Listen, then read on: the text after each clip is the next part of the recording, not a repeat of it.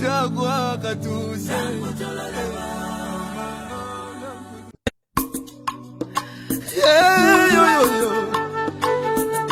Yangu museninda na ngura chiro. Oke boze tulive na kuyalelo devyo bayepi. Amita pendwa ya vintu ifisume vyoto kula kuibukisha.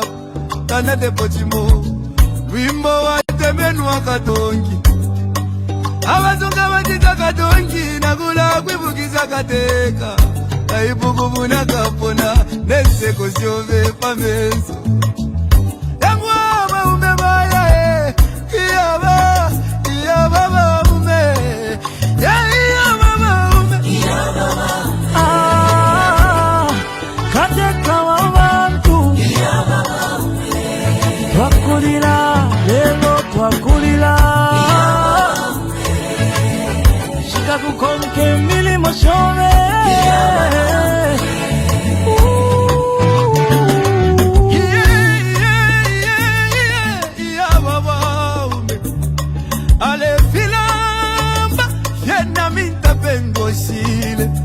Eti kume mo pula dolole avale lilo wingi. Isa kwa wingi mwakwete. Isa kwa wingi mwakwete. Mwaya mwende wino tata wesu. Katuse muchi wakege. Wali bomba kale. Komba mwatu jatule lilake.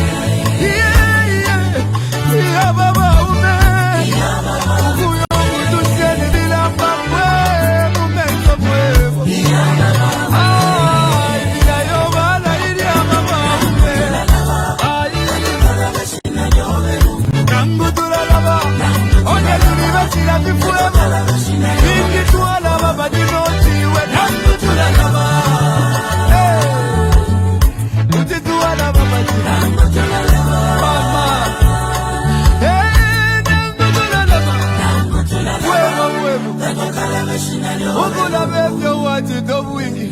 Imisebo wapangili obu wingi. Ukuchinjo luzako kumoneko busaka. Mama, utituwa na basiani. Chagua katuse.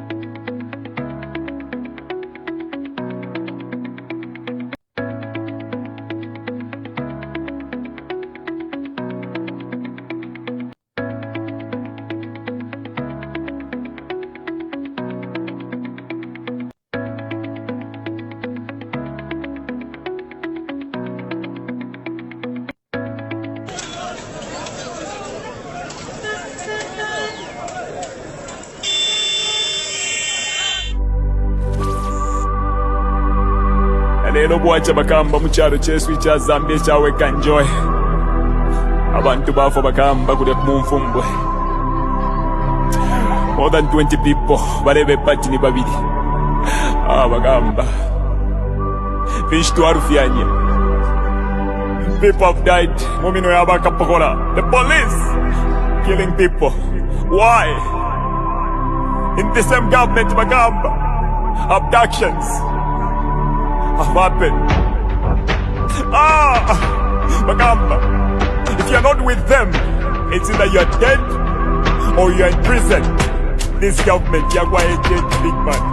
Fish to Arufyanya Bakubika Movis. Fish to Arufyanya. Why me? Missing. Achani Ruba Mwaicho and Dizona. Where is why me? Change, tell us with your government, where is why me? Give us why me. Justice for why me, big man. Wachila mo HH. Wala tupwisha bega kutupwisha Bagamba. Tatwale kya kulanda big man. My youth. Maina watata. Sabia tuwasevana.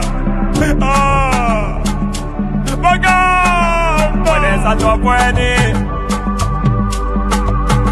Mujala chetu Icha Zambia Twamona mwempwa Bagao Twamona mwempwa Nama abductions Bagao Ubuteko twaleta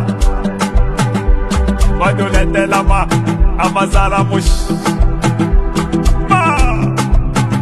No yukateka Wala ipompa tureka No yukateka Apa nomba bane Mufulo pa mufulo Mufulo pa mufulo Wakuvota bane Mufulo pa mufulo Mufulo pa mufulo Wakufuatika Mufulo pa mufulo Mufulo pa mufulo Wakufuatika fuatika Mufulo pa mufulo Mufulo pa mufulo Wenyu tayakwa fwe Mufulo pa mufulo Mufulo pa mufulo Aikona man Mufulo pa mufulo Mufulo pa mufulo Itayakwa fwe Mufulo pa mufulo Mufulo pa mufulo Yati kwenyu Mufulo pa mufulo Mufulo pa mufulo Mayona batata Mayona batata Bayuthi Tyentuisuli amenso Tyentuisuli amenso Batusendela nomba batwipaila na hope Yesu Endika chagwa lungu watubela tinani mkwatila plan B Nomba tuwadishiba plan B aba mmino ya kualesa Bantu banga abalafu mcharo chesu cha Zambia Ibanga abantu abala abducted mcharo chesu cha Zambia bambire kuli jeje banda Ibanga abantu abala ba prison abena chitotela chilangwa wonze baba prison netunguru shina shimbi muri one government ya kwa HH abantu naba famweleza aikata no baba aikata na kuli etika cha kwa lungu atukwatile plan B abakubo byabyo mufulo big man mufulo pa mufulo bilabide batsendela etika cha kwa apa no baba ne mufulo pa mufulo Mufulo pa mufulo Wakuvota bane Mufulo pa mufulo Mufulo pa mufulo Wakufuatika Mufulo pa mufulo Mufulo pa mufulo Wakufuatika fuatika Mufulo pa mufulo Mufulo pa mufulo Wenyu tayakwa fwe Mufulo pa mufulo Mufulo pa mufulo Aikona man Mufulo pa mufulo Mufulo pa mufulo Itayakwa fwe Mufulo pa mufulo Mufulo pa mufulo Yakuyati kwenyu Mufulo pa mufulo HH does not mean well for Mother Zambia. Zambia to Asebana, this is not the Mother Zambia that we were left with by our ancestors, our forefathers who fought so hard to liberate us. Dr. Kenneth Kaunda, Nalumino Mundia, Mama Julia Chikamoneka, Simon Mwansaka Pwepwe, they fought so hard to put this country on the map, to put this country where it is today. No man would destroy this country because we believe in unity. One Zambia, one nation, and we shall together we will change, and we are going to change this government. My name is Blaze Zambia. Thank you very much on this day, Monday, 25th August 2025. And today we are hosting Ernest Mwansa, a renowned Lusaka lawyer, but is also a former member of parliament for Chifunabuli in Luapula province. He was one of the longest serving MPs served Chifunabuli for 15 years. He's recently been associated with the Zambia We Want, and he leads it as interim leader of the Zambia We Want, a new political formation that is contributing to the role of the opposition in Zambia. Honorable Mwansa, Ernest Mwansa, welcome and long time, sir. Welcome and long time, sir. Your Excellency, thank you very much for having me. And yes, it's been a long time, but it's good to see you. I wonder where you have been hiding. I've been within Lusaka, Your Excellency. Yeah, quietly as a lawyer, but also as a politician, working on the documents we felt as the Zambia We Want were necessary before making ourselves known to the public. Tell me about the Zambia We Want. What is it? To our dear listeners, they might not know what this Zambia We Want. The phrase has been associated with a movement, but I think it was now formalized into a political party. Just speak to that. Thank you, Your Excellency. In fact, at one point in time, what is today called the Zambia We Want was Zambians for Empowerment and Development. It had been started by Dr. Mutesa, and then, of course, it evolved into the Zambia We Want later. But the ideas behind the Zambia We Want emanate from a group that was looking at systems of government within our country. There are so many people who have contributed to this idea. And the systems of government was looking at questions like, why is it that even when we change governments, the systems remain the same and the people who go into office continue as if there has been no change? So it was during the time when we were looking at these things and our best to transform our country and move away from what we felt were more of changing of chairs other than changing the system so it works well for the government. I mean, for the people of Zambia. So we began to interrogate all the issues affecting our country, from issues of governance to issues of economic development and to social issues, and also to just the type of system of government that we have. What can we do, were the questions, what can we do to make the changes? And so in time, we began to work through these issues as a group. And at one point in time, it was decided that there be a technical group to work through the issues that we were looking at, the things that we felt were leading Zambia to failure to develop. And that committee was set up, and it came up with a paper that was then presented to the entire group. That was the beginning of the idea. And some of the fundamental issues we're looking at were some were looking at maybe we need to turn to a federal system of government. But as time went on, it became very clear that a federal system may actually polarize us more than the current system we have.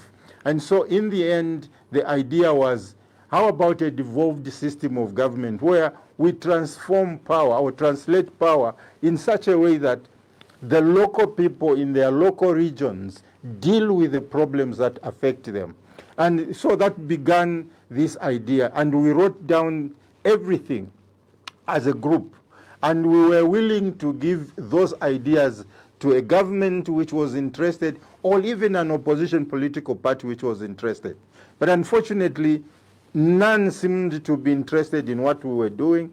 In the end, it was felt that we needed to get into one political party and get these ideas together.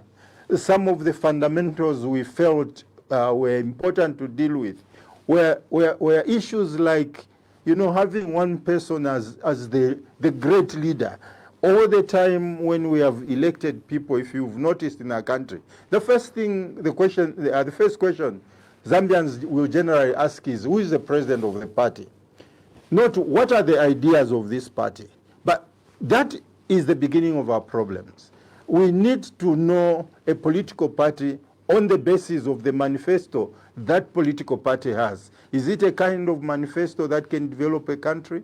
Is it a kind of manifesto that is looking at all the issues that affect our country? Those are the fundamentals, and it is irrespective of the person who leads it. It must be ideas that are concrete, ideas that can be challenged, ideas that can be rolled out if the group got into government without wasting time. And so that is what we have done, Your Excellency. We've now come up with a manifesto, but we also were aware that one of the problems of our politics is that political parties begin with a person, except for the MMD, if you remember. It was the political party that came with ideas.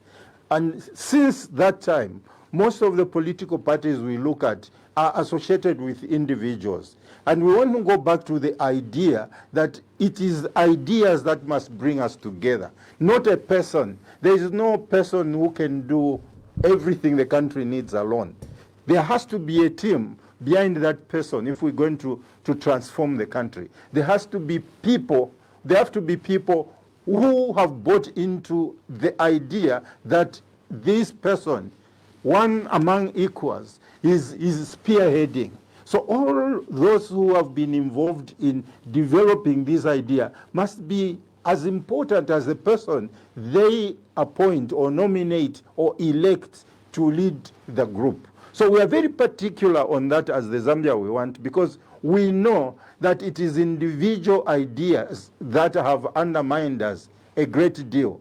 Because in the end, we don't look at the contents of a manifesto. We look at the person and hope that that person will transform things for the country.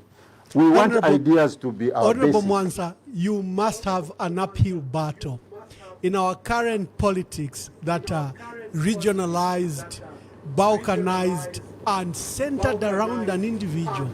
Even the call for the opposition, the call for our people is singular in nature.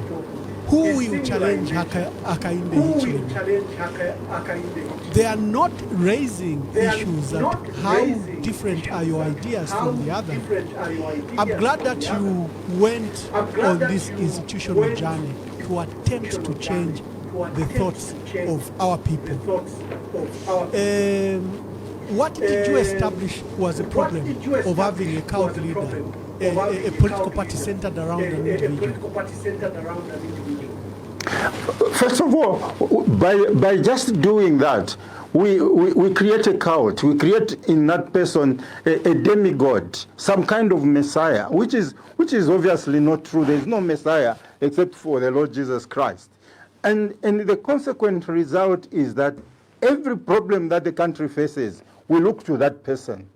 And when that person has no ideas on what to do, there's nobody in the system who can tell him, please do this, or who can challenge what that person is doing. And so for the Zambia we want, we believe that the solution lies in teamwork, that we should be a team that coordinates these ideas, a team that propagates these ideas on the basis of knowledge, that all of us have bought into these ideas, and we are going to translate them into the programs that we want our country to undertake in order to develop.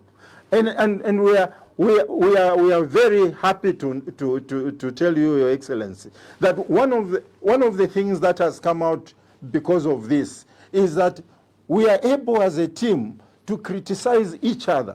We are able as a team to talk about any one of us, including myself as the interim president. If my colleagues are not happy with what I am doing, they're very free to criticize me publicly, openly, and without consequences. Because I believe, and we believe in the Zambia we want, that a person who criticizes you is a friend.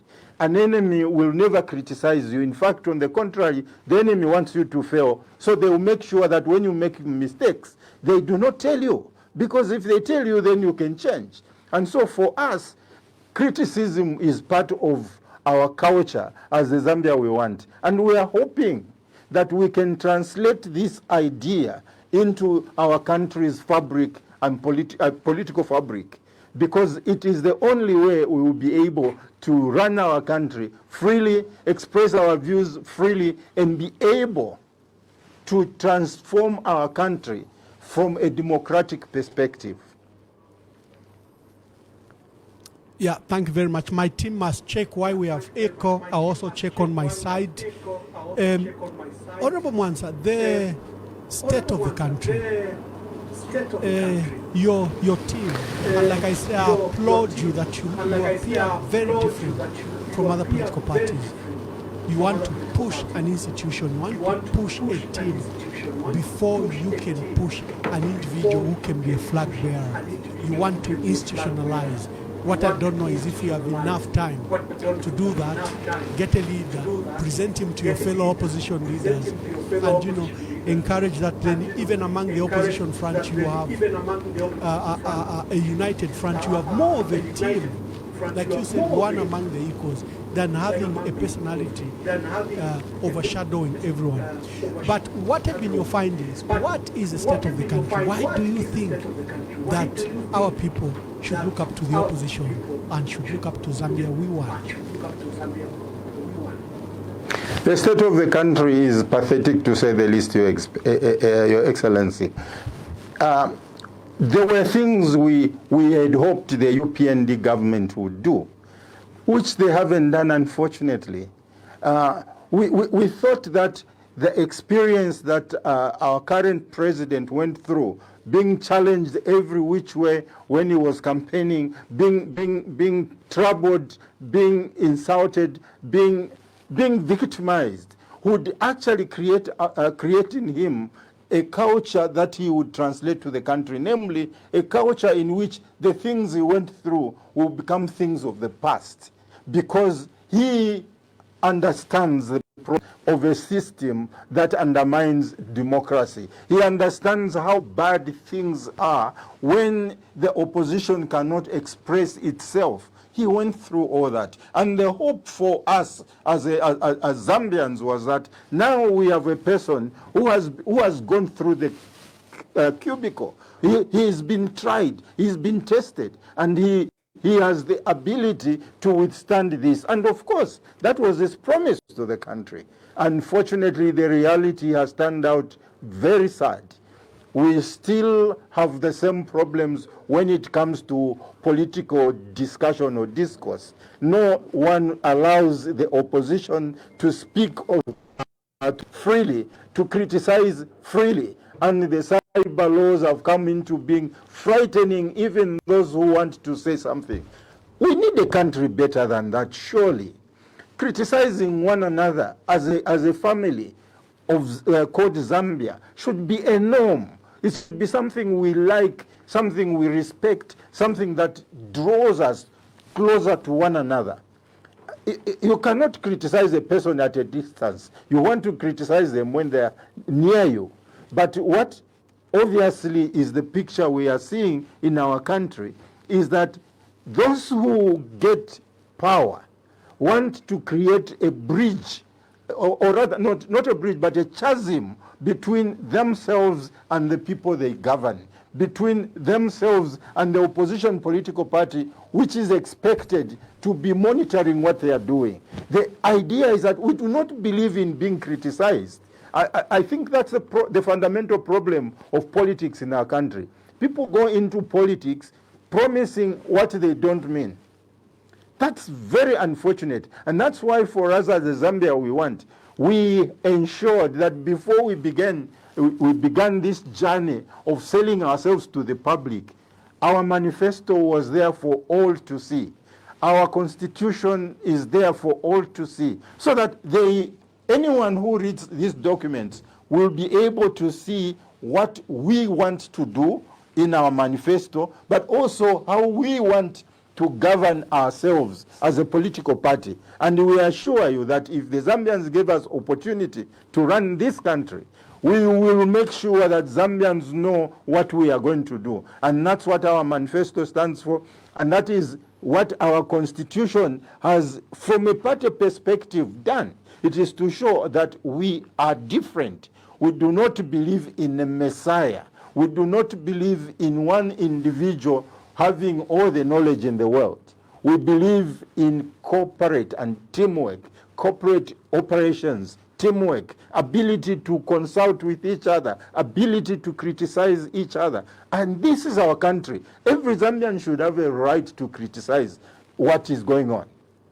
So it's extremely important, Your Excellency, for us that the documents we have prepared become our flag to the country. You want to charge us on the basis of what we have written down, because those are the things we mean to do should the Zambians decide to elect us into government. Give us some highlights. Why has there been economic failure? And in your policy and manifesto documents, what are you proposing to do drastically different? Thank you for that question, a very, very critical question, Your Excellency. Let's start with the economy, because the economy is the basis of development. There are certain fundamentals which have led to the problems we have. First of all, if we look at the mining sector, what do we see? We see a mining sector which specializes in taking out all our minerals and sending them out to other countries to enrich, to create items out of. That is a mistake. First of all, we ought to have insisted a long time ago on putting or adding value to the produce that we have in our country, to the minerals that we have in our country. We should have insisted on adding value within the country so that we are selling or exporting finished products. That's not what we have done. We are still, 60 years down the line, we are still sending copper cathodes to other countries who then enhance the product and send it back to us as finished products. That is unacceptable. Second of all, God has given us these minerals. They are ours. And anyone who wants to come and work with us and to exploit them should agree that we must have a good outlay of profit as well as a country. That how can you allow your own product to be exported with nothing for yourself? I mean, how do you explain that? How do you explain that copper can go out of our country and we refuse to tax? We zero tax on exports, and you justify that by saying we have too much copper which has not been used. How can you justify that? If we have too much, then ask people to come in, investors who will be willing to put factories in place to produce finished products. That's the only way you go up. So we are saying to our investors, please come, but please remember that as much as we want to make profits, we also want to benefit from the produce that comes from our country, from the mineral resource that is ours. You go to agriculture. We are still a mono economy, a mono agricultural economy. We are always talking about maize, always. Is maize the only product? And even when we have produced that maize, we still can't feed ourselves. When we have a little bit of surplus, we immediately export the surplus. Whoever does that, for a country like ours where we were suffering just last year, we have a bumper harvest this year, and the first thing that comes to mind is, let's export the excess. Why do you do that? You mean we can't build silos to keep that until we have stabilized our food, our cash crop, I mean our food crop?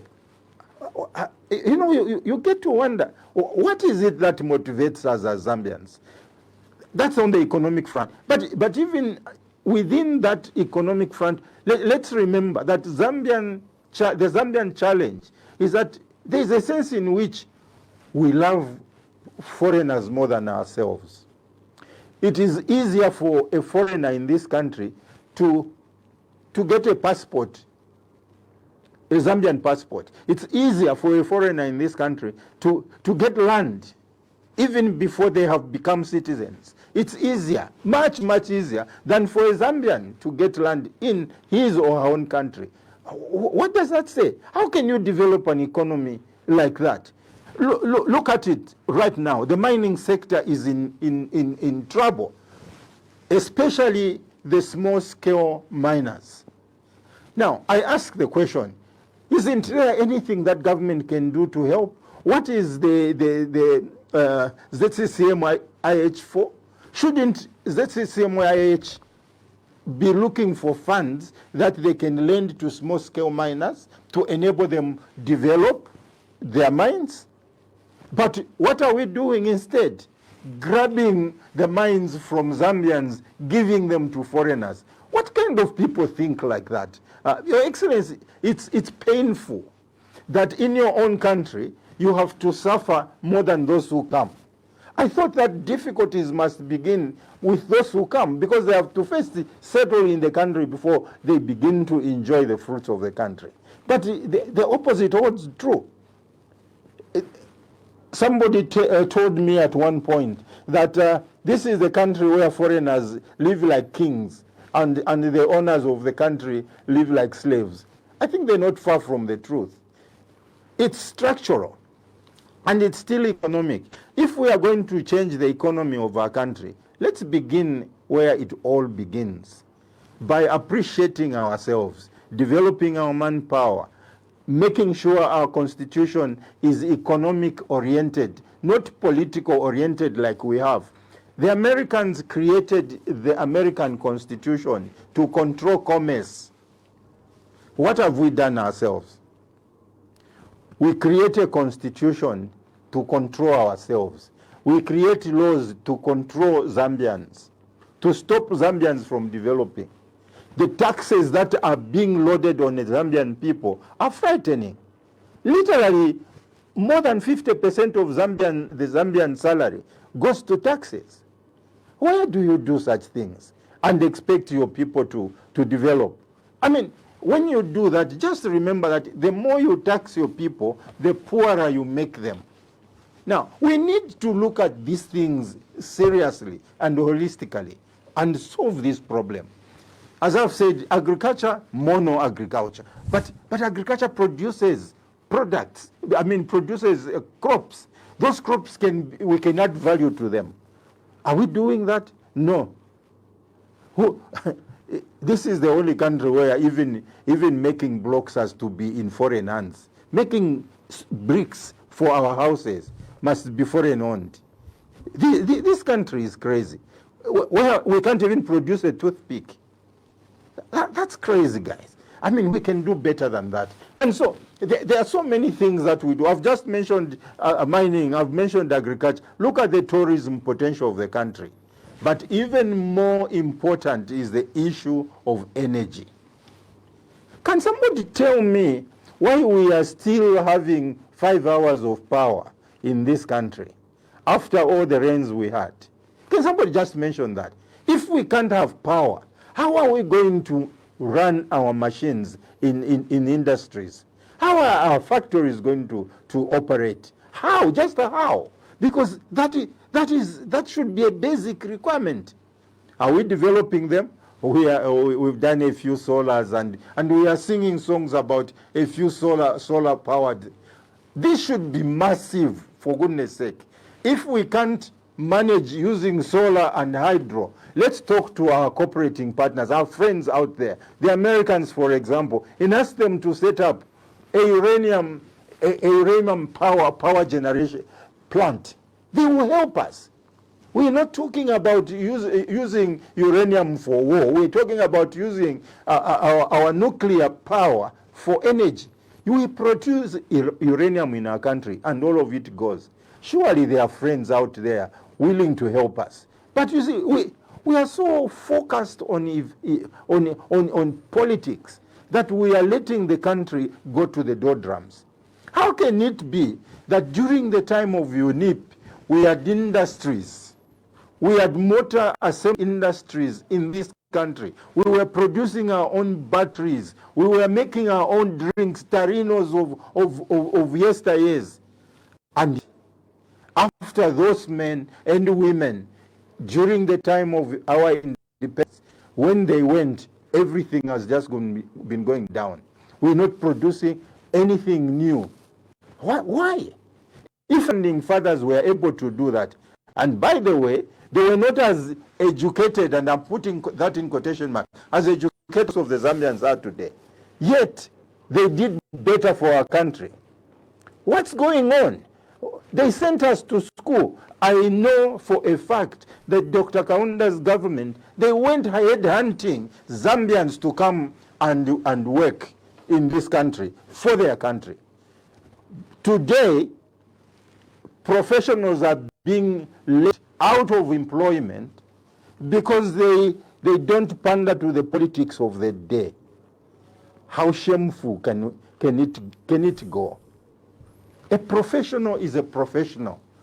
He doesn't have to agree with my political orientation. So long as he or she can do the job professionally, they must be kept. They must be made to save their country. But what have we seen? Every system that comes into power begins by removing everyone else. And we're not saying you can't remove anyone, but can there be merit in what we do, please? This is our one Zambia, one nation. People must not suffer because a new government has come in office or because they belong to a region other than my own. That just shows myopic way of thinking. In a world where your friends are clamoring to go to mass and settle in mass, you are still talking witchcraft. What kind of Zambia are you going to develop? Let's be serious. This country needs a revolutionary approach to development. We cannot be waiting. We can't wait forever. Our children have grown. And by the way, let me take this opportunity to say this. Young men and young women, the Zambia we want you. Because we know you are the future. Look at me and how old and aged I am. To expect me to continue trying to make politics better for the country is not right. But it is wrong for you as young people to just say, let's create a government of young people. Old people are Zambians like you are Zambians. The handicapped people are Zambians like you are Zambians. There is no such thing as this thing belongs to only one group of people. Zambia is for men, for women, for old men, for young men, for the handicapped. Anyone who is a Zambian must feel that they belong. There must be a sense of belonging to this country. We can't have this kind of thing going on. We must be ashamed at one point that these things happen while we are there. Surely this is not the Zambia we want. It is the Zambia we have because we have people who are selfish. Politics must not be about me. It must be about the country. Politics is about service to the country. This is God's country, for goodness sake. It's not a human person's country. And the people that are in this country are God's people. We must have respect for them. Whether they come from the region we come from or not is immaterial. They are Zambians. They have every right to claim everything that is Zambian for themselves. They have a right to live where they want to live. It's their country. They have a right to work where they want to work. Yeah, thank you, Honorable Mwansa. Colleagues, we are hosting Honorable Ernest Mwansa. He was Chifunabuli MP for the last 15 years. He's currently the leader of the Zambia We Want political party. It's a grouping that has come together, and the party was recently registered. We are discussing the role of the opposition, the state of the country, the role of the opposition, and what is Zambia We Want role in the opposition. How are they working with the other colleagues? Honorable Ernest Mwansa, I'm going to bring you to the concerns around ECZ. Let me just play these two videos, then I want your views about it.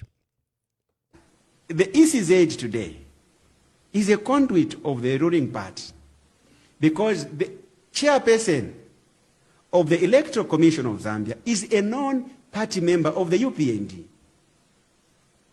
That's a body that's supposed to be neutral.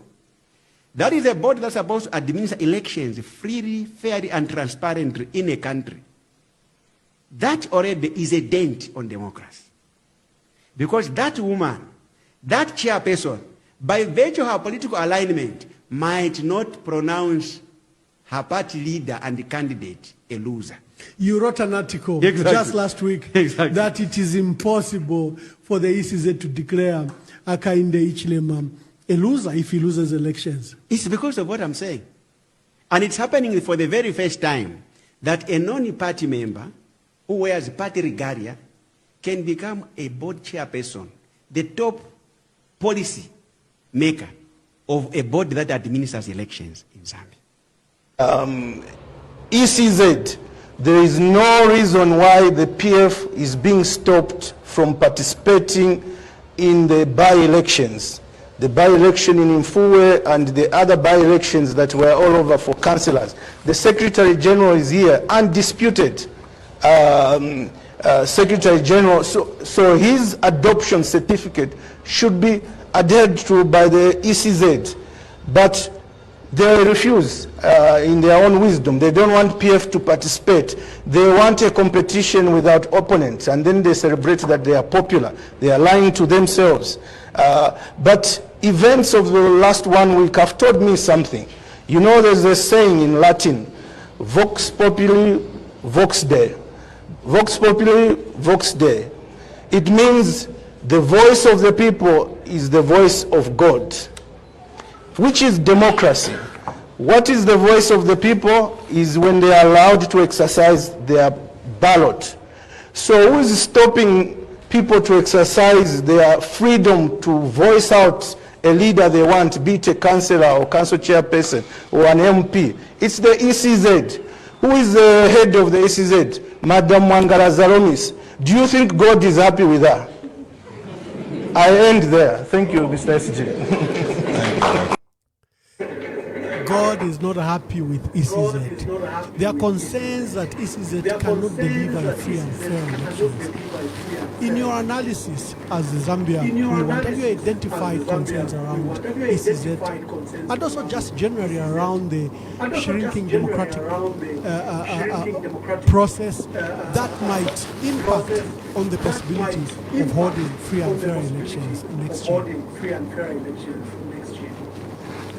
Thank you, Your Excellency. Let me begin with ECZ and start by saying this, that those who work at the Electoral Commission of Zambia must realize that they are the final arbiter in the fight and struggle for power in any country. If they are seen or perceived to be partisan, they create an environment in the country which is counter-democratic. They create a system in the country that creates fertile ground for political acrimony and sometimes for wars, internal wars. They must realize, those who are in the ECZ must realize that how they handle the electoral process determines how the country will be post any election in the country. And so it is incumbent upon them to make clear their independence from all political players. Because when they side with any of the political players, they are creating the environment in which trust for the political process and the winner being legitimate is undermined. We must know that democracy is a struggle of different ideas, and people hold ideas sometimes very emotionally. It is consequent, therefore, upon those who control this fight, and I'm calling it a fight deliberately, a fight for power, but in a regulated manner, must be very clear that they are doing this on behalf of the Zambian people, and to ensure that the Zambian people have trust in the process of elections. The captions you have brought, I must say, would be sad for their truth. I have to say that if in truth one of the things said are true of our chairperson, then it's very unfortunate. Then the honorable thing to do might be to resign, because you can't do that job if you are aligned to a political party. And I must say, we are talking about a friend of mine. I've known Mrs. Alomis for a long time. I have known her as a Zambian who is worth the job. But if political affiliation has compromised her, she may not have a choice but to leave. Because, you see, if people don't trust the process even before the elections happen, how are they going to trust the outcome of the elections, even if it's the incumbent who wins? How? Second of all, and this is my appeal even to our international friends, that they must not give up on the electoral process, because this is the core of democracy. That if they see anything wrong, they must state it. I am happy that the American ambassador has already lighted the problem of the cyber laws that have undermined the ability of the opposition to be free, the problem of the Public Order Act that still continues to undermine the ability of the opposition to hold rallies. But fundamentally, let's agree that if we are going to run this country as a democracy, we must have an independent electoral commission of Zambia, or by whatever name called. And independence means that there should be no way we must be fearing that the person who holds office in there may undermine our electoral process. And sometimes it's just how people perceive things. That matters too. It may not even be that the person belongs to this or the other political party. But if the perception is that this person belongs, they have a tough job in that office. Please, let's keep the Electoral Commission pure. But I want to say that it's not. Some of the things that have been mentioned during the by-elections are totally uncouth. How do you allow people fighting and you do not censure them properly? Why are there questions about ballot boxes appearing where they shouldn't be appearing? How do we justify these things in a democratic environment? And especially by the UPND, which went into government on the promise that they will make things differently, that they will run the government differently. It's so shameful that we should be going through the same things that we called undermining of the democratic country that we are, and yet it's like every government that comes goes through the same thing. Do we go into government to save or to take or get what we can from it? Are we really serious servants of the people of Zambia? Are we true servants of the people of Zambia? If, when we go into office, the very things we condemned are the things we are doing. Yeah, thank you very much. Before I open the phone lines, the critical question: what are you doing as the opposition to First, what's your internal process to pick it? Because you are currently an interim leader. Is there a process to pick a substantive leader under Zambia We Want? And then how are you interacting with the opposition? For example, the political alliances, United Culture Alliance, Tonse Alliance, political parties such as Socialist Party or Citizen First that are outside any of these alliances. How are you dealing with those two issues? Your internal leadership and then the coordination and collaboration with our people. When we open the phone lines, you will see from our people, they want a united opposition, and if possible, that you should present one candidate to the people of Zambia. I also like your new approach that probably you should present a team than an individual. But what are you doing about these two processes? Thank you, Your Excellency. Let me begin with the internal processes of choosing a leader. I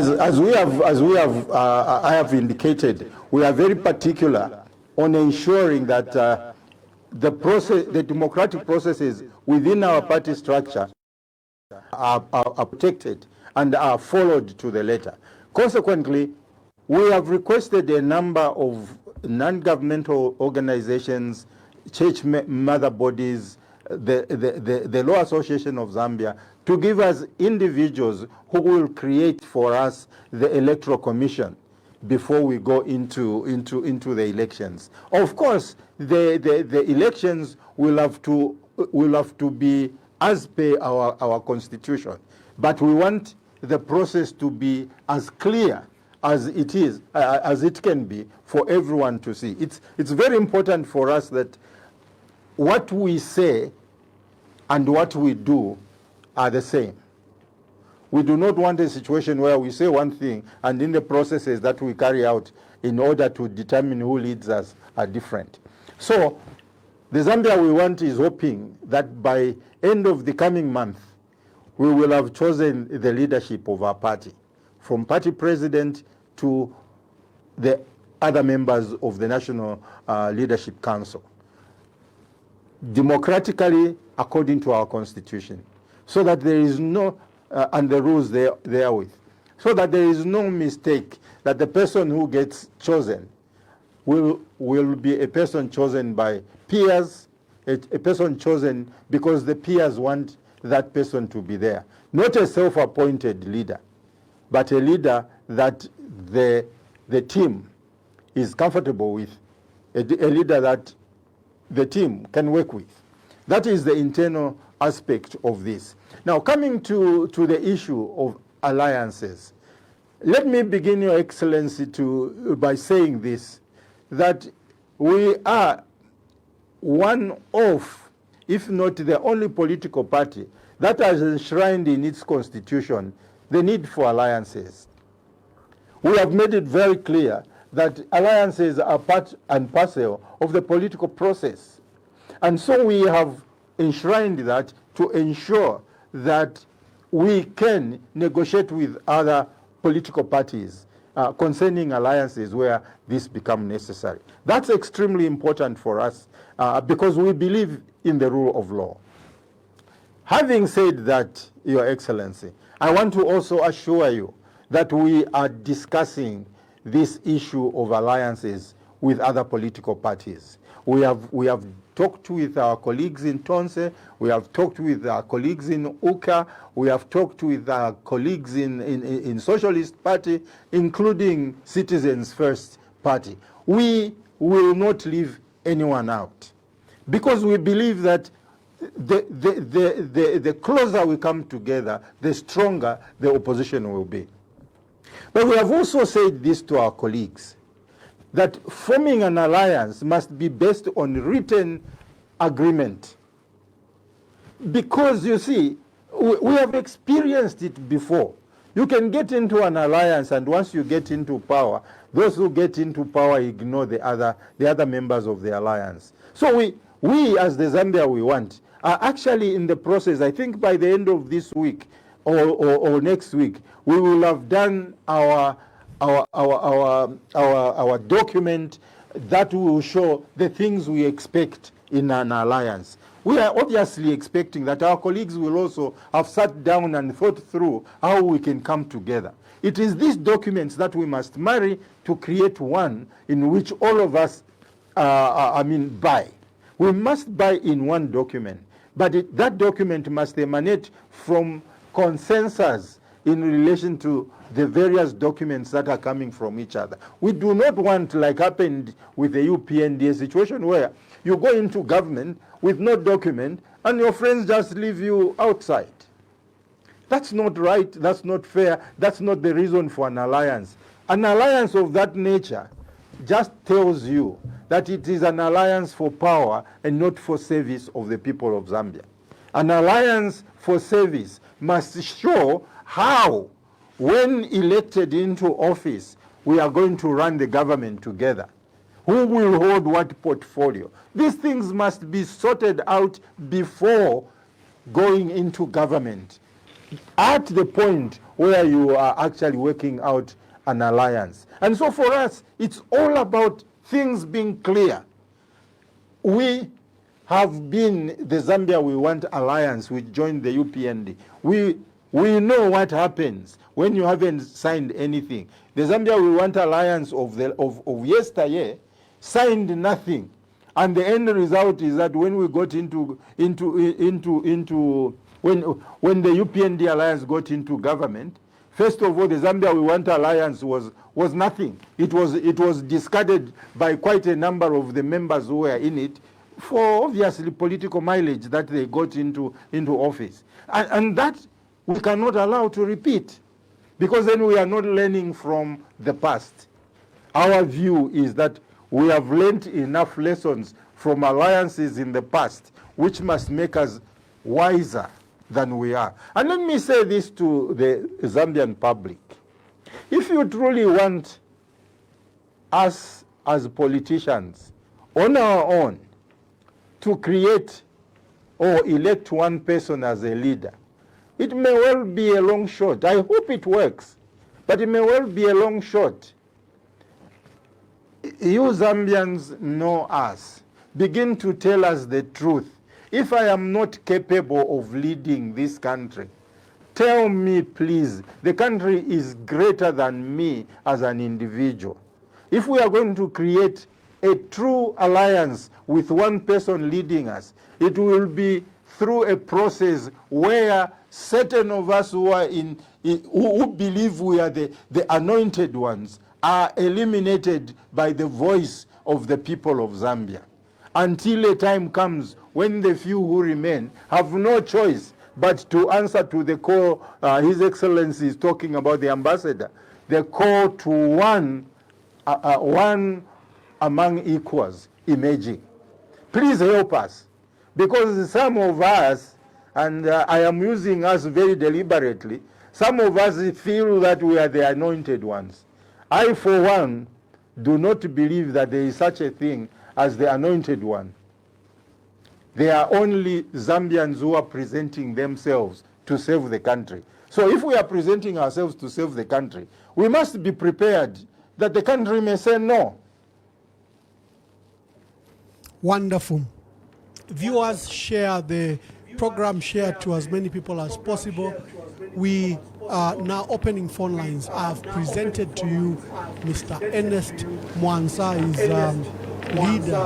interim leader of the Zambia We Want political party, and he has presented the thoughts of his organization will be going to a leadership forum where they will pick one of them among their equals to lead the party.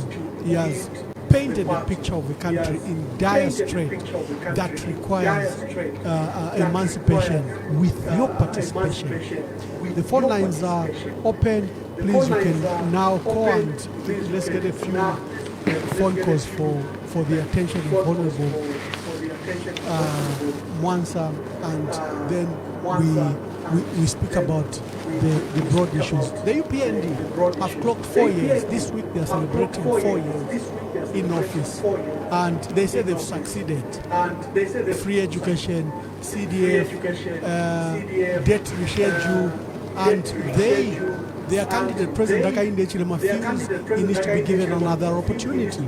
And then they say that there is no opposition to per se. What is your answer to that? Maybe you answer that with this call that will come in so that you take the two questions at the same time. Yeah, thank you so much, Ambassador. Thank you so much, Ambassador. In this program, that was a very, very powerful presentation. And I hope as many as are going to listen to this program. I'll start with the first one. Political unity. My NSD wants Zambians wants you guys to be united. And I like the method you use to choose a leader in your party. Because I've been talking to a number of political party leaders and I've been telling them that if you don't trust each other, because what Zambians want is first you guys to be united, the same way UPN did, MMD did. And then once you're united, you come up with the interim manifesto, agreed by everybody. And then later on, then you need to come up with an interim chairman, like what MMD did. I think it was Arthur Winner, and also come up with an interim secretary general. When you reach that stage, Zambians now will see that you guys are serious. Because us in the diaspora, we are ready to support you guys the same way we supported UPND. But we need you guys to be united. So on choosing the person who is going to represent the political, the opposition front, why can't you use the same method you're using in your political party? Because there are so many organizations there, OASIS, the church, the Law Association, even the auditors. You can form a team and then start looking at who should lead Zambia. It's not just anybody who should lead Zambia Bamwansa. HH has actually raised the bar in a negative way. Zambians want a leader, not a businessman, not a politician. And it's going to be tough because even us in the diaspora, we need to engage with you guys. We'll be able to tell you, I think we feel we can interview all of you guys here in the diaspora. We've got the capacity. And we'll say, I think, guys, this is the person we think is the best person. But at the end of the day, find an independent group of professionals, OASIS, the lawyers, the church, the accountants, who will help us now to do that process so that when one person is chosen, nobody's gonna say there was foul play. That's one. And then on the issue of the independent electoral commission, Bamwansa, it's a sad situation. I've observed how elections have happened. The current ECZ cannot manage the elections in 2026, which is quite worrying. But Bamwansa, you're a lawyer. Our constitution says ECZ should be an independent electoral commission.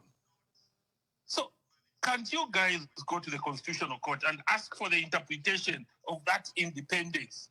Because I feel Zalomes Mwangala is not independent. She was a lawyer of HH. She is a full-time, she even wears a uniform of the UPND. How can she be independent? Because that institution is on its own has to be autonomous. And then even the people managing that institution have to be autonomous and independent. Why can't you go to the Constitutional Court and they define what independence means specifically for specifically for the ECZ? And I agree with you, Bamwansa. I've never heard a political party leader talking about ideas. Bamwansa, America is where it is. Britain is where it is. It's because of ideas. They believe in ideas. It's ideas that build the world. And they also believe that running a nation is not just by the executive or one person, a messiah president or a powerful president. It's a collaboration and a collective responsibility of all stakeholders. The law association, the church, the business, the parliament, all institutions. They have to come together and come up with ideas to build Zambia, to take Zambia forward. And also, you've talked about something very important. Zambia doesn't need a powerful president. Zambia doesn't need a politician. Zambia doesn't need a messianic president. Zambia doesn't need value fix it. One person. Zambia needs institutions. Zambia needs institutional integrity.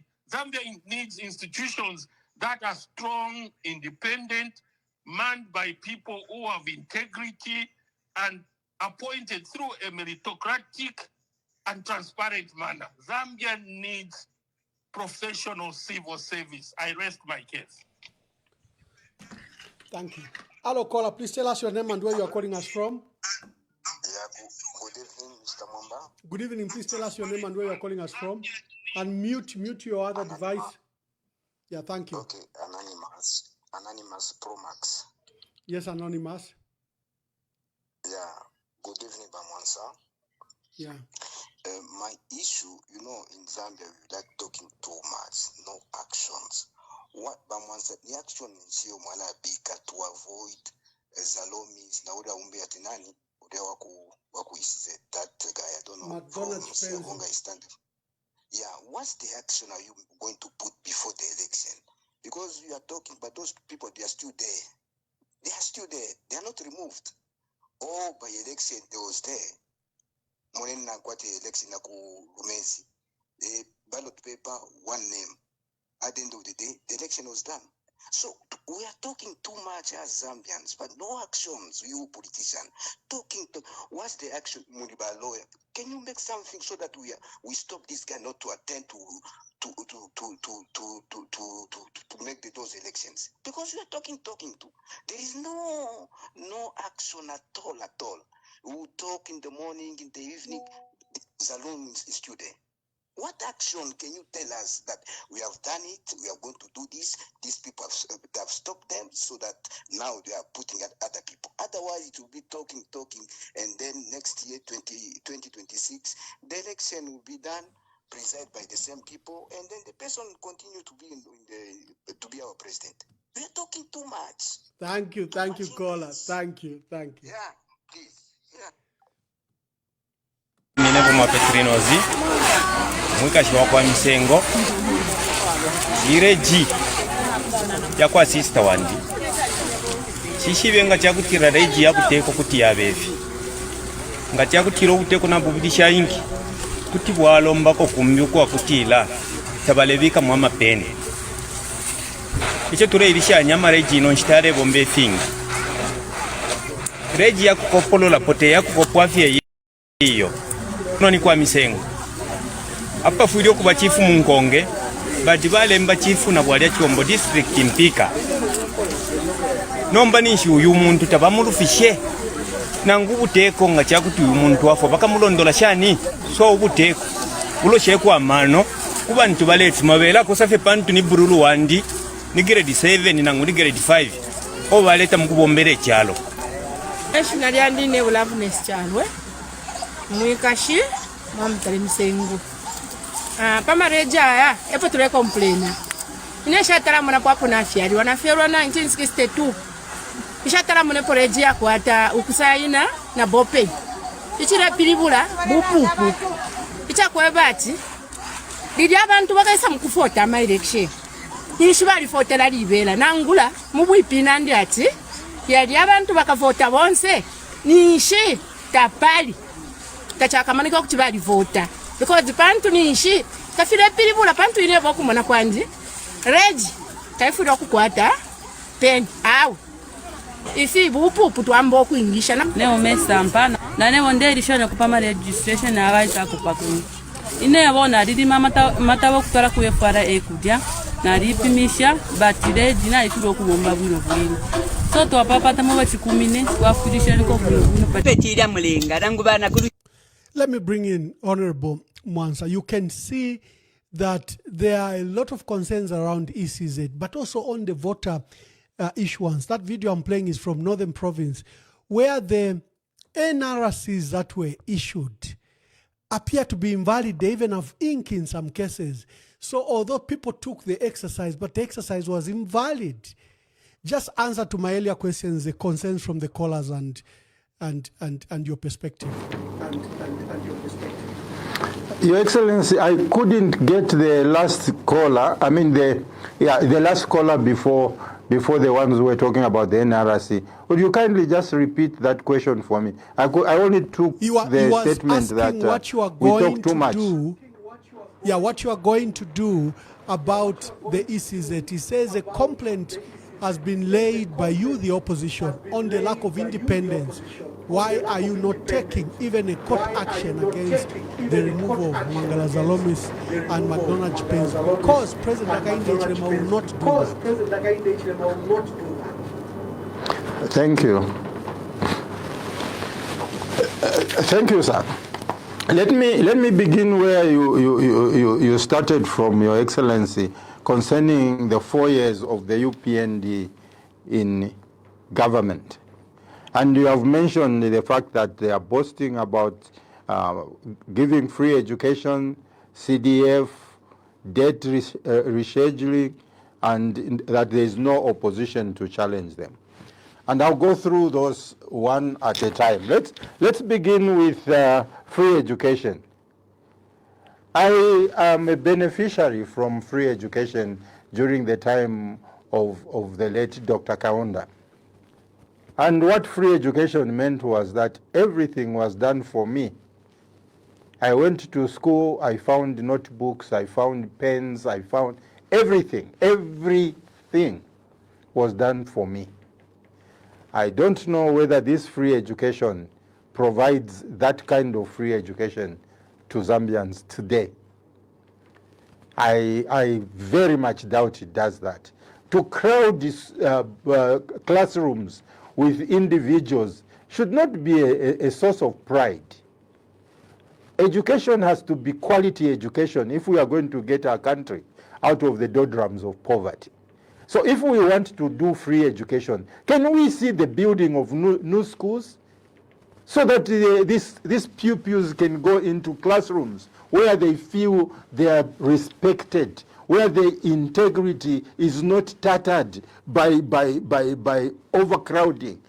You see, quality is about how a person feels when they move into a classroom, how they sit nicely on a desk, how they listen to a teacher who is concentrating on them because the number is small. Ask this free education and how the lecture rooms at the university are filled up today.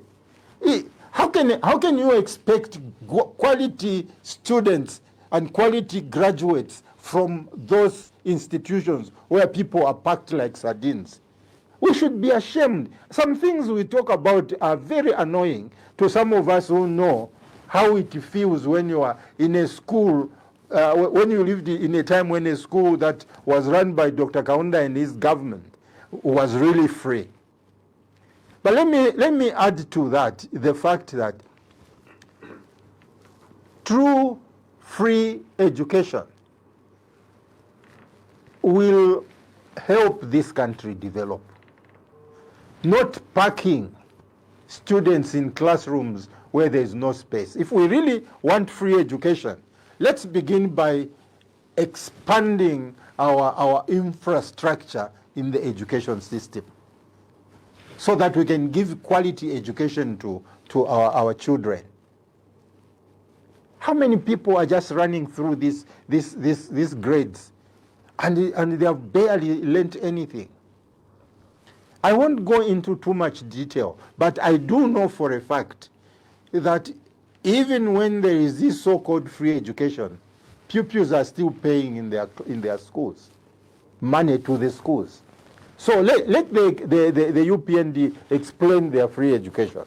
CDF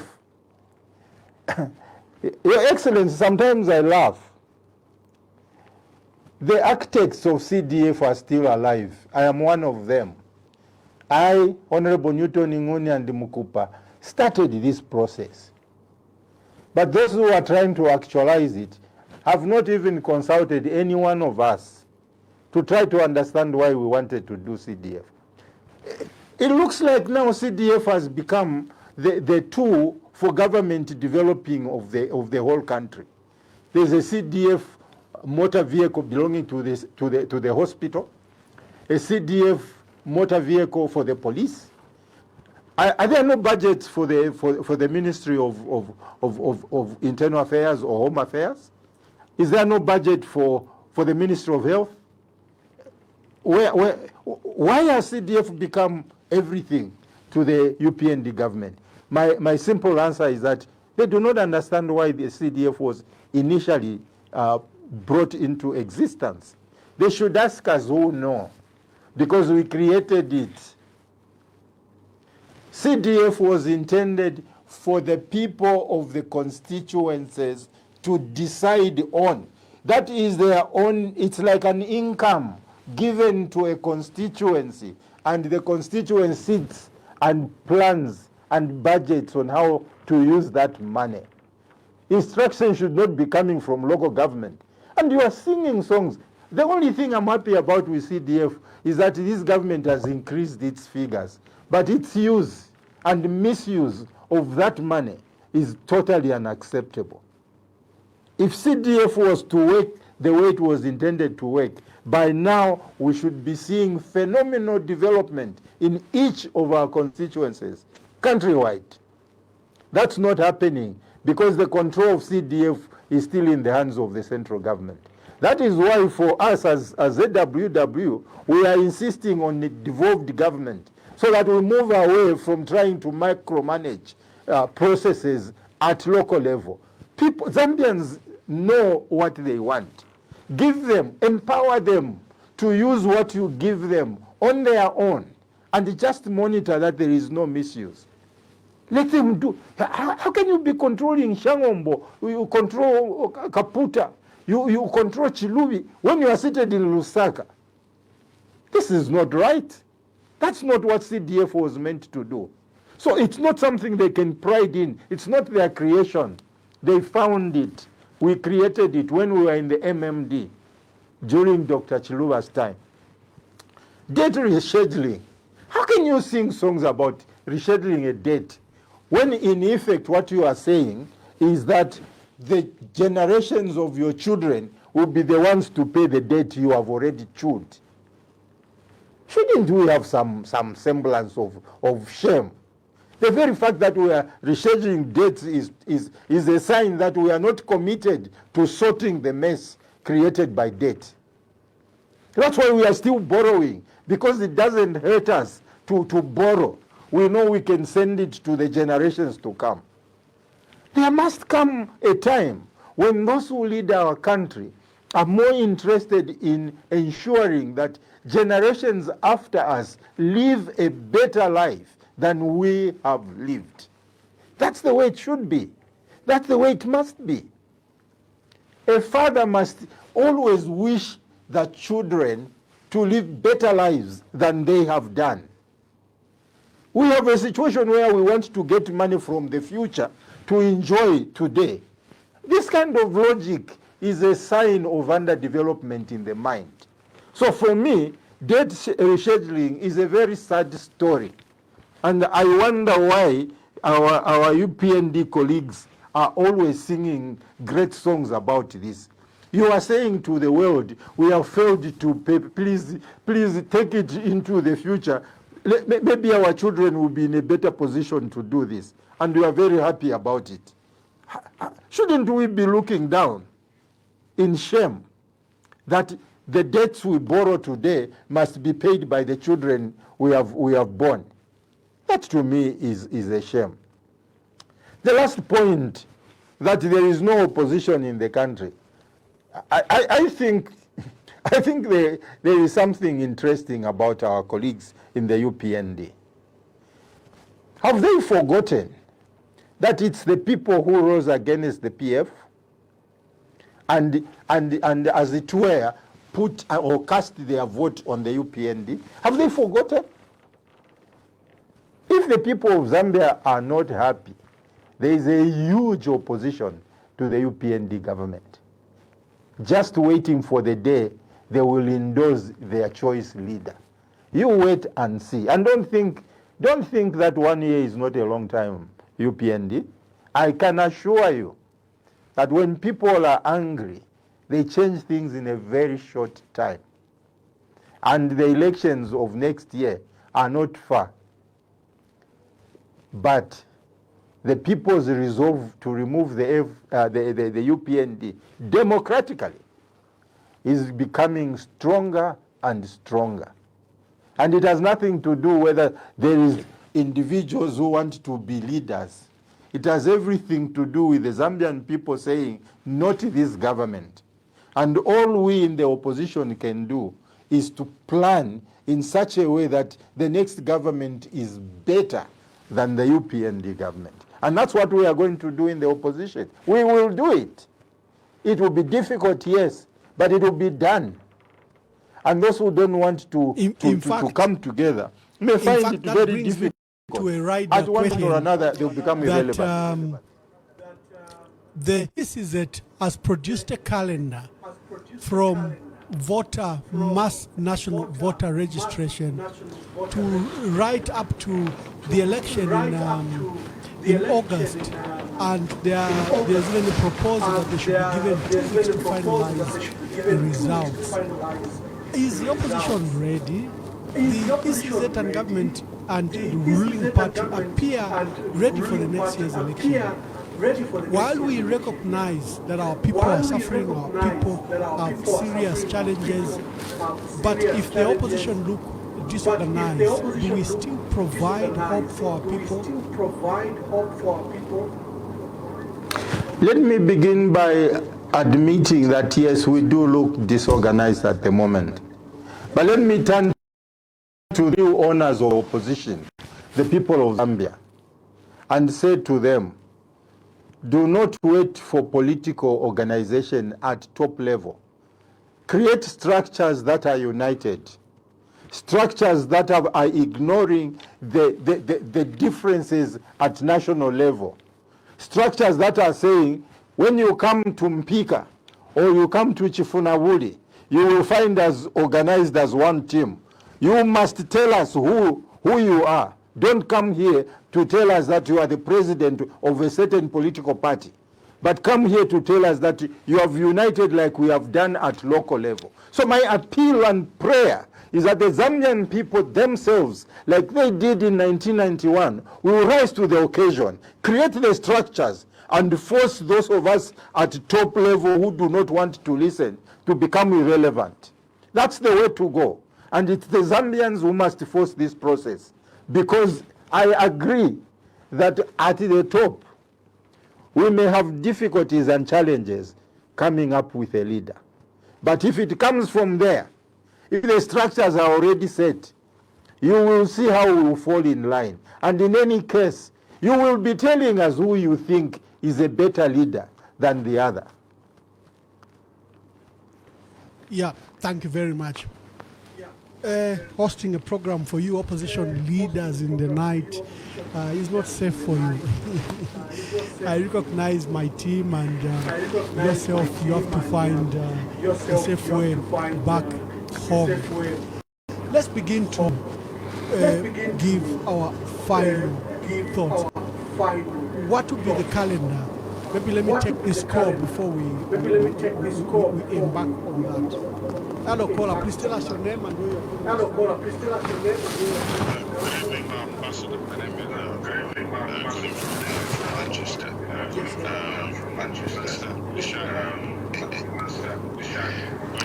We know Mkwaibalishani. But what I just wanted to contribute is, and also for him to probably, if he agrees with what I'm about to say. I hope you've got about 3 or 5 minutes for me. That's okay. Because I think Zambia is at the crossroads. at the moment. And as Zambia stands on the threshold of its second independence, and I think the nation must look backward with wisdom, forward with courage. Our next president should not just be a product of ambition alone, but a reflection of the finest traits our republic has ever known. And this should be drawn from the past 6 leaders that we've had in our country. Number one, I think Ramwansa would agree that we need a president that loves our country. Kenneth Kaunda showed in the way he respected the resources that we had as a country, and he made sure that we as a country benefited from the minerals that this country has.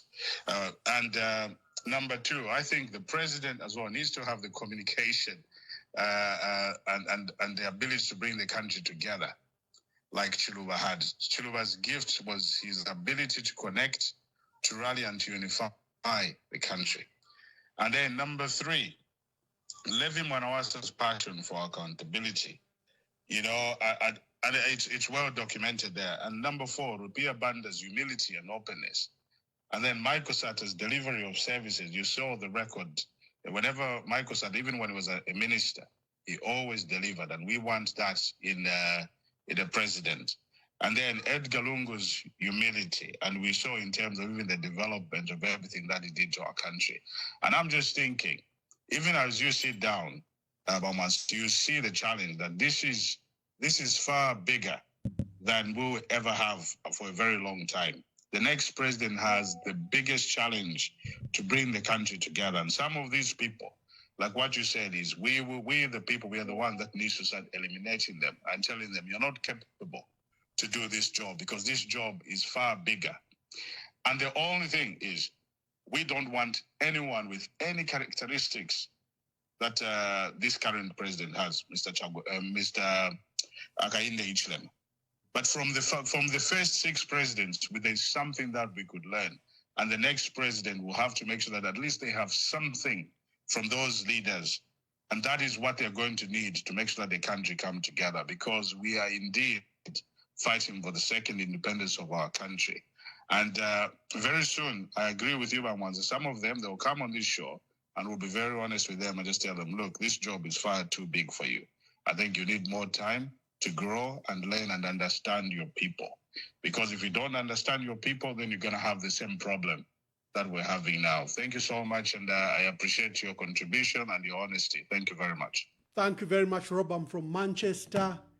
Hello, caller. Please tell us your name and where you are calling us from. Good evening, Wamamba. Good evening. We are not attending to a very most important question the gentleman just brought up on how we are going to handle the issue of Zaromes, who is aligned to UPND, as we all know. If you are going to go for an election again with this kind of people, are you telling me out of all these people in the Patriotic Front and other opposition parties, they've got no legal rights to go and petition this kind of aligned kind of institution? I'm telling you, if we sit talking about this issue, we're going to an election with this kind of lavish that we've been always seeing. The second thing that I want to put across is simple. Have you seen the way the registration is done in, is it Northern Province of Wapula? Those kind of analyses were not done by mistake. It is deliberate. They want to come and disqualify those people from voting. That's the thing that they are doing there. They've been registering people in Southern Province. They've never been an issue where they make a mistake in such a way. They are doing that for deliberate, and we should not just sit back like this. Let's wake up and do something about that. Just like the other caller was saying that we like talking too much. It's time to start reacting to these people. They know that we don't react. That's why they are doing all this nonsense. Let's get to work and do something about all this nonsense they are doing. Thank you. Thank you very much. Hello, caller. Please tell us your name and where you are calling us from. Hello. Good evening, Emmanuel Mwamba. Good evening. Anonymous calling from Lusaka, Zambia. Yes, Anonymous. Bamwansa chungurum kwa imuwa kwesu. Baleo umfwa. Mkwaini ife tusakamene ngafe na Zambia mpamulando wa EZZ chitenipo chimonatu lwala mwalipomberezana mu 1991 when you came together tutafumishibu Dr. Kenneth Kaunda. Please afweni ba opposition kufe mwabombere na pia bansa zifumaisa pamwabo bombere ni pamo. People are suffering. EZZ ripoena tapalife tukachita yonse bakeba ombere nipo wa Mwanza twapapata sana batali ni constitution court efyaba iyo ifo tuliwa ipelenya ngifuna Zambia kufanya po ubuteko nomba EZZ is there to protect the UPND government. Thank you very much, sir. Thank you very much. I had to allow a few callers, Honorable Mwansa, just to so that we have a feel of what the concerns are in the country. You can take up the answers to our callers. Thank you, Your Excellency. Let me start with the last one, the last caller, and just say to the brother that this is a matter I am going to take up with our colleagues in the opposition, so that we can see if we can do a combined challenge to what's going on in the ECZ. So I undertake to do that with the other colleagues in the parties. And I agree with you that the issue of wrong NRCs is a very concerning issue. I hope that the ECZ has heard, and I'm praying that they can go back into those places where they have issued, the Minister of Home Affairs can go back into those places and reissue new NRCs to the people. You cannot do that. This kind of, let me put it bluntly, that if there is a change of government and these kinds of complaints come, UPND should not blame the new government if they are prosecuted for falsifying information. Because they are doing it. They must get serious about this matter. It is a matter of a democratic right to belong. And it is a matter that has to do with how people will vote. And as the caller mentioned, if the NRC is wrong, you give them a different chiefdom when they live in another place. It means they do not, such a person doesn't have a polling station. They won't have a place where to vote. Why should we? I plead with the UPND to own up to these kinds of mistakes, because they have a tendency to come and rise in a much more forceful way when they have left office.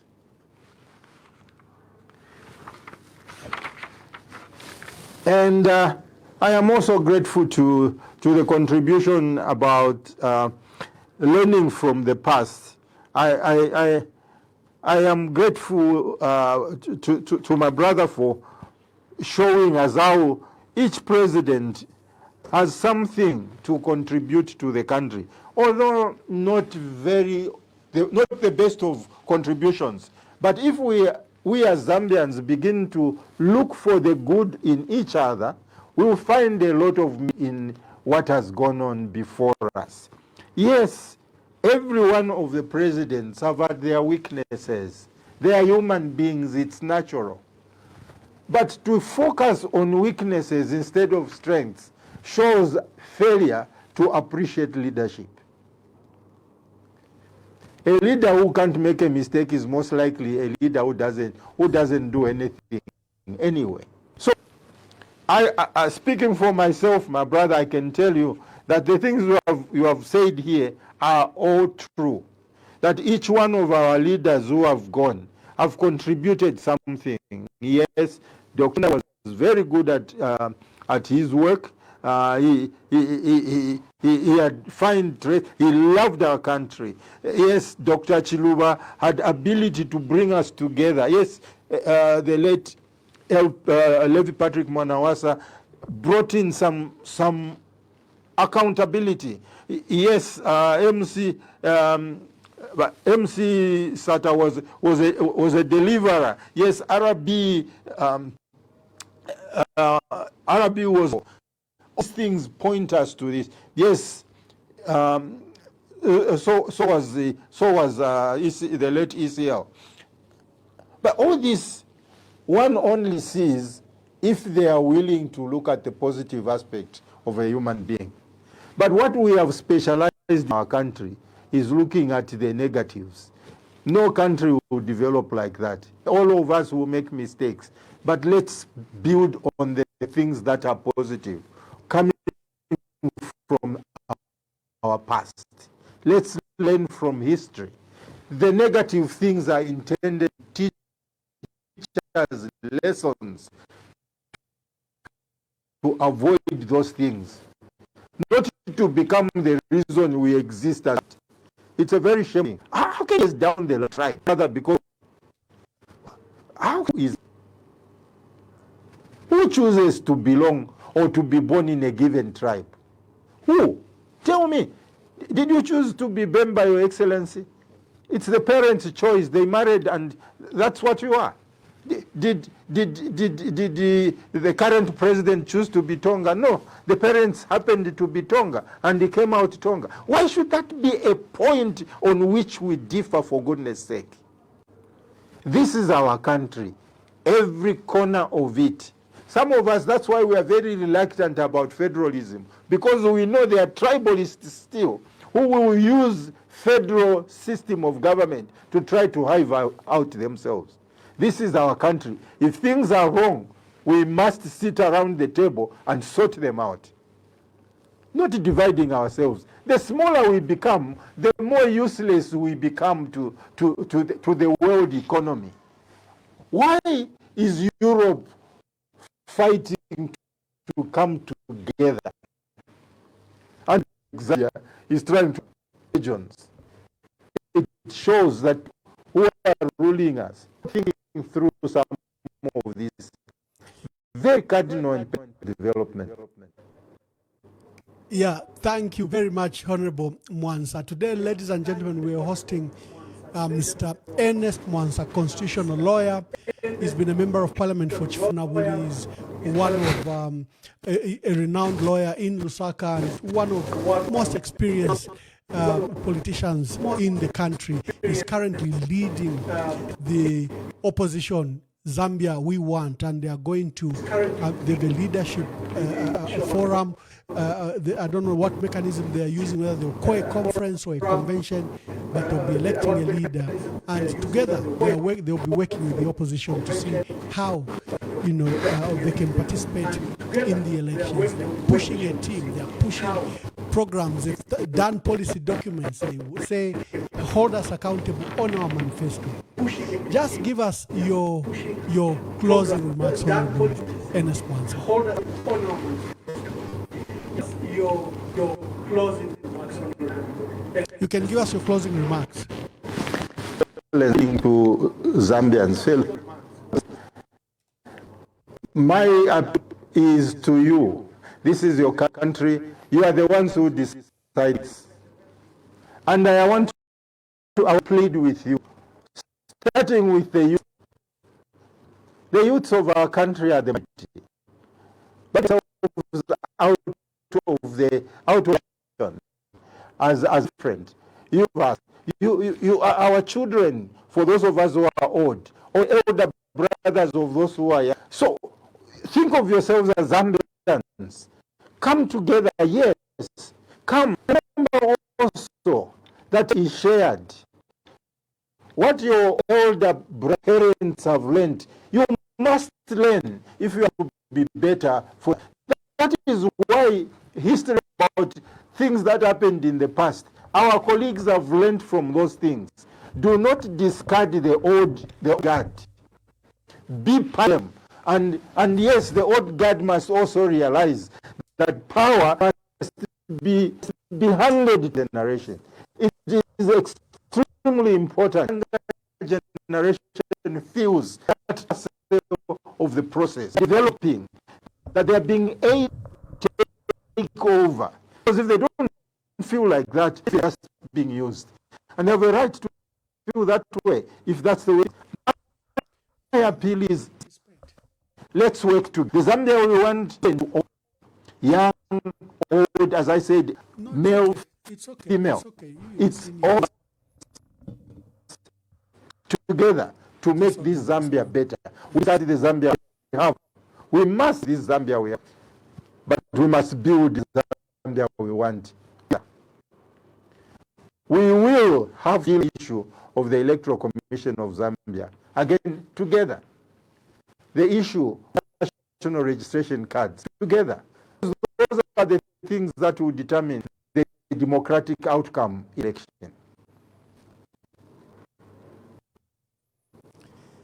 Yeah, a senior leader, Father Oscar Mwansa Pombo, who's based at the Vatican, has just called. He says, I know you are closing. I know that you are closing, but have some thoughts. So let's allow him, then you can also respond to him. We've only allowed him because he's a senior member of our community. Yes, Father. Thank you very much. Just a very close comment, very a short comment. Thank you very much, first of all, for the conversation and for the discussion this evening. I would like to just ask the elaborations that you have done, your Honorable, this evening is very educative, and also thanks to you, Honorable Emmanuel Mwamba, bringing such wise people on your platform, and indeed I deserve these people. My comment is this. My question, if at all I can just give a question, I know you don't have time, but allow me just to give a small question. Probably somebody has already given this question, but repetita juvant. That's what the Latins they would say. Repetita juvant. To repeat certain questions, it helps a lot. So I'm going to repeat slowly the same question. The Zambian people have already exposed that they need the unity of different opposition political parties. Now some of the individual political parties or politicians, they might ambit a high position, like a presidential position, and something more than that. And then on the other side, there is the body of East Hichilema, the former president that we have not yet buried. My question, how do we reconcile the two things?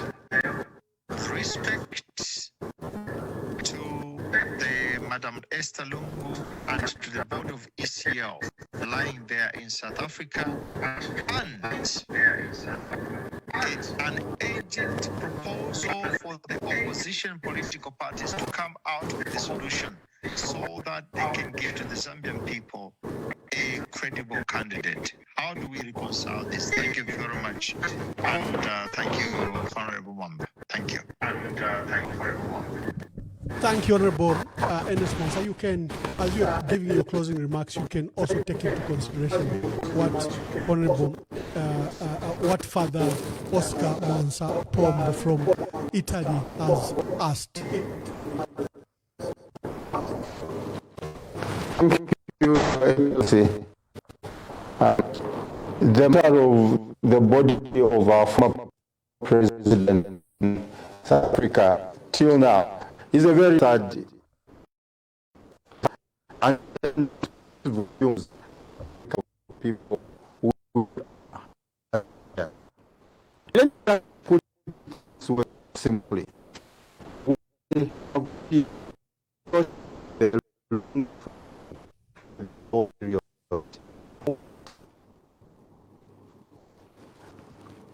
we are talking about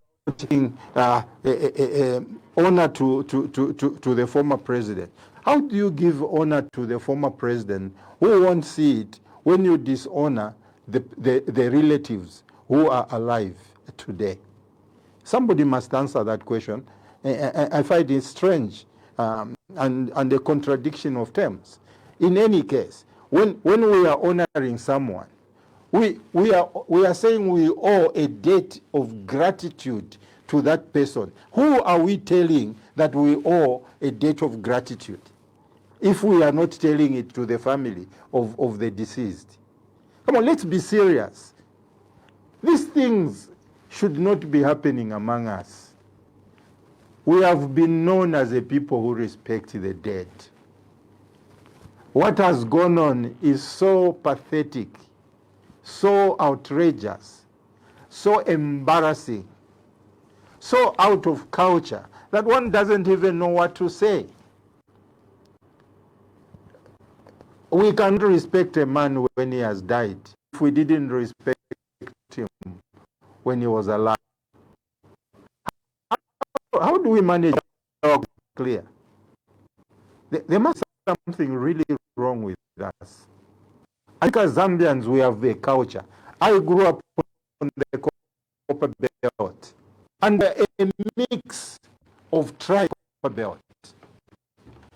When there was a funeral at one house in our compounds, I lived in Chingola, in Abuera. There was a funeral in one place. All the families around there, irrespective from, irrespective of trade, gathered at that, helped that house family. And the intention was always to lighten that before letting those people. That for the Lungus, far from it. It's like stabbing. We are putting salt into injuries, for goodness sake. Can we slow down? Being as does not mean you are not part of the human family in your country. In fact, it gives you why you should behave as an example to the people you are leading. That's what is happening. We are showing that we are careless, no respect for the dead. We have no respect. We don't care if we were to push the body of a person on the streets. And I've seen the pictures on our social media rejoicing. I can't believe this is the Zambia. But in the Zambia we have, nothing should surprise, I guess. But we can do better. And I agree with Reverend Mwansa. It's a very difficult issue to look at that pain, also critics, and try to move it forward. The only thing I can say is, if we do not work now, no time to do this. So we have to suddenly do things before the morning in order to make the country better.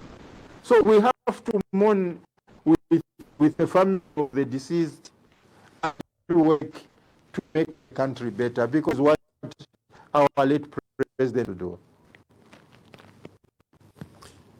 Yeah, thank you very much. Honorable Ernest Mwansa, I'd like to thank you for affording us this great opportunity in which you featured on our program, and we don't take it for granted. Thank you for the time of sacrifice you've made late in the evening. I prefer that the programs are not recorded, they are live. That way, they afford us an opportunity to interact with our people locally and abroad. We wish you well in your endeavors to pick a leader that you will present to the country and to the opposition, and together that you will, then you help us unite the opposition. And we love your new principle you've brought, your new idea of fronting more of a team than an individual, a messiah, a cult leader, that probably we should be talking of putting up a team as the opposition from the various political parties and alliances. So thank you very much. God bless you and wish you well in your endeavors. We have tomorrow Honorable Robert Schinga, Bob Schinga, is also a member of the Zambia We Want. We feature him tomorrow on Tuesday. We have on our Diaspora Forum confirmed Reverend Japhet Njovu, who's currently in Canada, but he comes on Saturday. We have other confirmed dignitaries that will be presenting to you, I think, on Wednesday and Thursday. But tomorrow we have Honorable Bob Schinga, former Minister of Commerce, and he worked in the mining. I requested for him for a long time and he was now available. He says he could come tomorrow. So let's interact tomorrow. God bless you. We'll speak to you tomorrow. We are talking.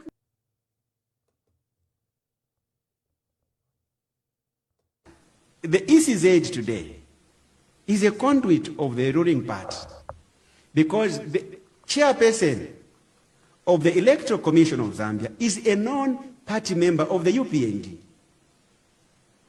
That's a body that's supposed to be neutral. That is a body that's supposed to administer elections freely, fairly, and transparently in a country. That already is a dent on democracy. Because that woman, that chairperson, by virtue of her political alignment, might not pronounce her party leader and the candidate a loser. You wrote an article just last week that it is impossible for the ECZ to declare Hakainde Hichilema a loser if he loses elections. It's because of what I'm saying. And it's happening for the very first time that a non-party member who wears party regalia can become a board chairperson, the top policy maker of a body that administers elections in Zambia. We are talking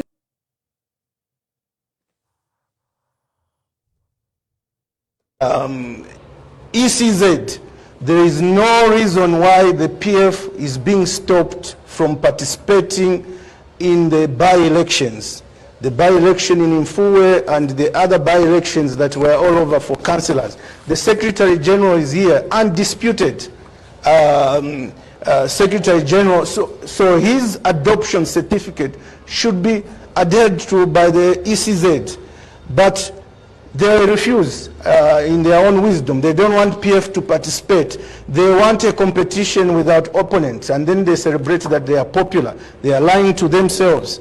But events of the last 1 week have taught me something. You know, there's a saying in Latin, vox populi, vox Dei. Vox populi, vox Dei. It means the voice of the people is the voice of God, which is democracy. What is the voice of the people is when they are allowed to exercise their ballot. So who is stopping people to exercise their freedom to voice out a leader they want, be it a councillor or council chairperson or an MP? It's the ECZ. Who is the head of the ECZ? Madam Wangara Zaromis. Do you think God is happy with her? I end there. Thank you. Mwikashi wakwa misengo ireji yakwa sister wandi shishibe nga chakutira reji yakuteko kuti yabevi nga chakutira ubuteko na bubidisha ingi kuti bwalomba ko kumbyuko akutila tabalebika mu amapeni icho ture ilisha nyama reji no nshitale bombe finga reji yakukopolola pote yakukopwafye yiyo kuno ni kwa misengo apa fuyo kuba chifu munkonge bati bale mba chifu na bwali chombo district impika nomba nishi uyu muntu tabamurufishe nangu ubuteko nga chakuti uyu muntu wafo bakamulondola shani so ubuteko uloshekwa amano kuba ntubaleti mabela kosafe pantu ni burulu wandi ni grade 7 nangu ni grade 5 obaleta mukubombera ekyalo national yandine bulafunesi kyalwe mwikashi mwamutali msengu pamareja aya epo tule complaina ineshatala mwana papo na afyari wanafyarwa 1962 ishatala mwana poreji ya kuata ukusaina na bope ichira pilibula bupupu ichakwebati lili abantu bakaisa mukufota ama election nishi balifotela libela nangula mubwipina ndi ati yali abantu bakavota bonse nishi tapali tachakamanika kuti balivota because pantu nishi kafile pilibula pantu ine bokumona kwandi reji kaifudwa kukwata pen awu ifi bupupu twambo kuingisha na ne omesa mpana na ne wonde lishana kupama registration abaita kupakuni ine bona lili mata kutora kuefara ekudya na lipimisha batire dina ituro kubomba bwino bwino so to papa tamo bachikumine twafurisha niko bwino petira mulenga rangu bana kurushadi so na atia mukutita register palya filama yo mwachisanga kulya mwachilala pama reji ine reji yakano okuyaingila abanje batutumishira tonso tutubashira ulapa mapeni yakano okuingila so ine nadi bapa fisipu ndafola ine kusocho so indala mashaputukilwa amataba pano nalileta inshapimishe amataba nomba nalatu wala kuisa nomba nishi buteko bwa musango shani sinandine bosevya chanda nga WDC fokasenga wadi ndiwa sakamana no kubantu aba bashikweto obwishibiro bale njitati niwe kada ushemi bombere yawe umusango nga nafuru ati niwe kada nane wo WDC nasarwa nabantu kuti natemu abantu bandi bakaye bakakapali ifi babomba pantafya amapona ngupano denishazi mulenga kona naine ndeilishanya pamaleja abaisa atukopa amaleja abaletukanya mulandi wakuti balilemba muona mabopeni umu mushilingiro kulemba na mabopeni baletukanya chine kwanza tuletwala baletukanya ya maleji so kuno kwa misengo tulelombo kwisa tukopa kwa maleji yambi aya maleji batukopa abo mwatumine bali rufirufyanye chine so umko tuletwala konse baletukanya tapale fo yakabomba ya maleji twapapata tumeni kwa bakuti basa batuwamishe kwa maleji aya baisa kopa basende batuletere kwa yakuti yakatubombere ko kuntanshi pantu ubwika shibwanda kai maleji konsoko leo firo kuompya leji ona abamwatumine kukopa abantu amaleji umuntu ali kwatire nsambu abano kuvote chale fwai nomba amaleji ine mweni kwati katuishefe mwafyense seba government bantu ninkwata amaleji ichile butukira kuri 200 shini maleji abantu baleleta lyonse ama complaint kuri ine ntene mbako pamwe batuma abakukopa ni mwe ba government